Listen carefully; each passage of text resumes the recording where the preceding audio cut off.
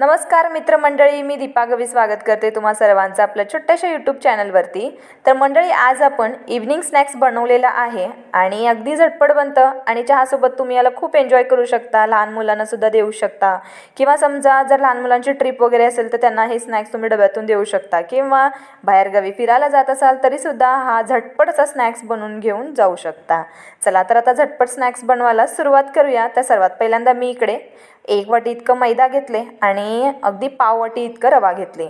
1 वाटी मैदा असेल तर पाव वाटी रवा असलं पाहिजे।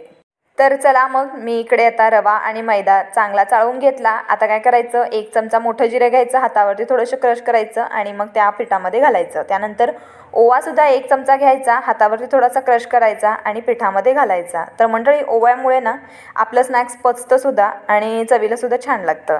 तर आता काय करायचं, कढीपत्ता जो आहे तो बारीक बारीक चिरून घ्यायचा। बघा, जर कढीपत्ता घरी खात नसतील ना भाजीमधला तर अशा प्रकारे स्नॅक्समधून घालून द्यायचा, म्हणजे कसं आवडीने खातात आणि समजणारसुद्धा नाही की आपण यामध्ये कढीपत्ता घातलेला आहे। त्यानंतर मसाले घालायचे, 1 चमचा लाल मिरची पूड घालायची, 1 चमचा त्यामध्ये चाट मसाला घालायचा, चवीपुरतं मीठ घालायचं, चिमूटभर हळद घालायची आणि मस्त असं मिक्स करून घ्यायचं। तर आता महत्त्वाचं आलं तेल। तर तेल यामध्ये मी गरम केलेलं घातलं नाही आहे, तरीसुद्धा आपला स्नॅक्स जो आहे कुरकुरीत बनतो। आणि तेल किती घ्यायचं म्हटला तर 4 चमचे तेल मी इकडे घेतलेलं आहे, अंदाजाने घातले मी, पण हे 4 चमचे तेल आहे। आणि त्यानंतर चांगलं मिक्स करून घेतले आणि त्यानंतर मग यामध्ये मी अर्धी वाटी इतकं तांदळाचं पीठसुद्धा घातलं। सगळ्यांनाच माहिती आहे की तांदळाच्या पिठाने ना कोणताही पदार्थ कुरकुरीत होतो आणि रव्याने तर अगदीच कुरकुरीत होतो। तर आता तांदळाचं पीठ घातल्यानंतर परत याला चांगलं मिक्स करून घ्यायचं। तर जोपर्यंत पिठाचे मुटके होणार नाहीत तोपर्यंत त्याला मिक्स करून घ्यायचं। तर आता काय करायचं, थोडं पाणी घ्यायचं वाटीमध्ये आणि अगदी थोडं थोडं पाणी घालत मस्त असं पीठ मळून घ्यायचं। जसं आपण चपातीसाठी किंवा पराठ्यासाठी मळतो ना त्या पद्धतीनेच हे पीठसुद्धा मळून घ्यायचं। तर आता मी काय करते, सगळं पीठ मळून घेतलेलं आहे आणि इकडे बघू शकता तुम्ही, जास्त पातळी नाही ठेवले आणि जास्त घट्टही पीठ केले नाही। तर चला मग, आता आपलं पीठ छान मळून झालेलं आहे। आता आपण याला साधारणतः अर्धा तास रेस्ट करण्यासाठी ठेवणार आहोत। यावरती तुम्ही कोणताही सुती कापडसुद्धा ठेवू शकता आणि सुती कापड नसेल तर मग अशा प्रकारची कोणतंही कटोरा किंवा प्लेट वगैरे ढाकू शकता। आता अर्ध्या तासानंतर तुम्ही इकडे बघत आहात पीठ आपलं छान मुरलेलं आहे। आता काय करायचं, परत याला आपण चांगलं मळून घ्यायचं। तर 1-2-3 मिनटं मळून घेतल्यानंतर याचे 2 गोळे करायचे आणि 2 गोळे करून मग काय चपातीसारखं गोल गोल लाटायचं। तर मंडळी, लहान मुलांना ना स्नॅक्स खूप आवडतं आणि संध्याकाळची वेळ झाली की मग चहासोबत सारखं सुरू असतं की चहासोबत काही आहे का, चहासोबत काही आहे का। मग काय करायचं, कधीतरी अशा प्रकारचा स्नॅक्स बनवायचा आणि जर तुम्हाला वाटत असेल की हा तेलामध्ये तळलेला आहे, हेल्दी नाही, तर तुम्ही महिन्यातून 1-2 वेळा करू शकता। आणि बाहेर गावी जाताना एक प्रश्न पडतो की छोट्या मोठ्या भुकेसाठी काय करावं, तर हे झटपट बनणारं स्नॅक्स ना अगदी मस्त टेस्ट देतं। तर आता काय करायचं, याला आपण गोल गोल लाटून घेतल्यानंतर साईडहून ह्याचे असे कट करायचे। तर माझ्याकडे पिझ्झा कटर तर नाही पण स्मॅशर आहे आणि त्या स्मॅशरला ना चांगली धार आहे। मग काय केले, मी गोल अशी चपातीसारखी लाटली पातळ आणि त्यानंतर मग अशा प्रकारे आपण आकार देत गेलं। तर तुम्ही याच्याऐवजी ना कोणताही आकार देऊ शकता, हार्ट शेप देऊ शकता किंवा छोट्याशा वाटीने गोल गोल अशा पुऱ्यासुद्धा करू शकता, तुमची मर्जी। आकार कोणताही तुम्हाला हवा असेल तो तुम्ही देऊ शकता। आता मी इकडे जसे आपले फ्रँकीज असतात, म्हणजेच फ्रेंच फ्राईज असतात ना, त्या प्रकारे मी इकडे आकार दिलेला आहे।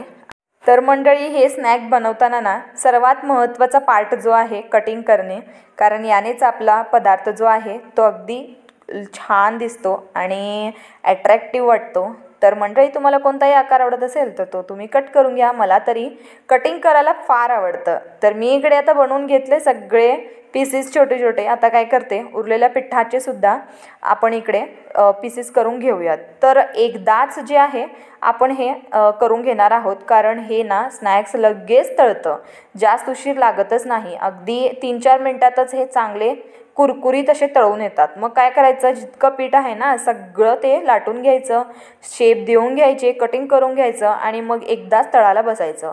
तळाला बसलं की पटापटा हे तळून होतात, नाही तर काय होणार की लाटण्यामध्ये वेळ जाणार आणि तळताना मग लागूही शकतात त्यासाठी। तर मी काय केले, सगळे पहिल्यांदा कटिंग करून घेतले आणि त्यानंतर मग तेल कडकडीत गरम केलं आणि मग पटापटा घातले. तर एक एक नाही घालत बसायचं, जास्ती घ्यायचं आणि एकदाच घालायचं तेलामध्ये. कारण का, म्हणजे हे कुठेही चिकटत नाहीत, कारण हा थोडा मैद्याचा सुद्धा प्रकार आहे त्यासाठी. तर आता मी इकडे भरपूर असे घातले तेलामध्ये आणि कडकडीत तेल असल्यामुळे काय होतं की असा फेस येतो तेलाला आणि तेल बाहेर येऊ शकतं. त्यासाठी पसरट अशी पातेलं घ्या आणि त्यामध्येच तळा, जेणेकरून तेल आपलं पातेल्याच्या बाहेर येणार नाही. तर तुम्ही बघू शकता 3-4 मिनटानंतर लगेच आपलं स्नॅक्स जे आहे ते कुरकुरीत होऊ लागलं आणि तळूही लागलं. सोनेरी रंगावरती ना लगेच याला साईडला काढून घ्यायचं, कारण का, म्हणजे नंतर ना कलर हा थोडा डार्क होऊ जातो त्यासाठी. तर बघा इकडे मी मस्त तळून घेतले आणि ऑइल ऑब्झर्व पेपर असतं आपल्याकडे, त्यावरती हे ठेवून द्यायचे, म्हणजे कसं लवकर ऑइल जे आहे ऑब्झर्व करतं.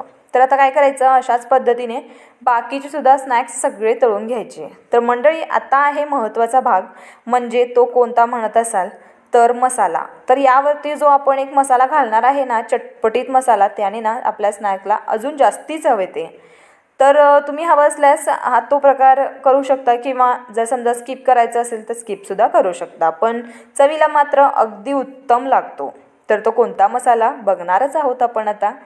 तर आता इकडे बघा तुम्ही, सध्या आपले स्नॅक्स जे आहेत सगळे तळून झालेले आहेत. अगदी 3-4 मिनटातच मस्त कुरकुरीत होतात. गॅसचा फ्लेम तितकं मीडियम ठेवा.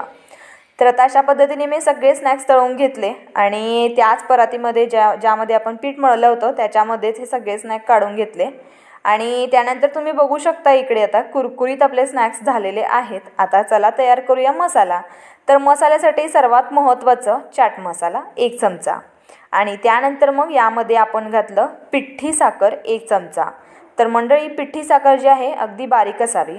आणि त्यानंतर मग इकडे मी घातलं लाल मिरची पूड अर्धा चमचा किंवा 1 चमचासुद्धा घालू शकता जर जास्त तिखट हवं असेल तर.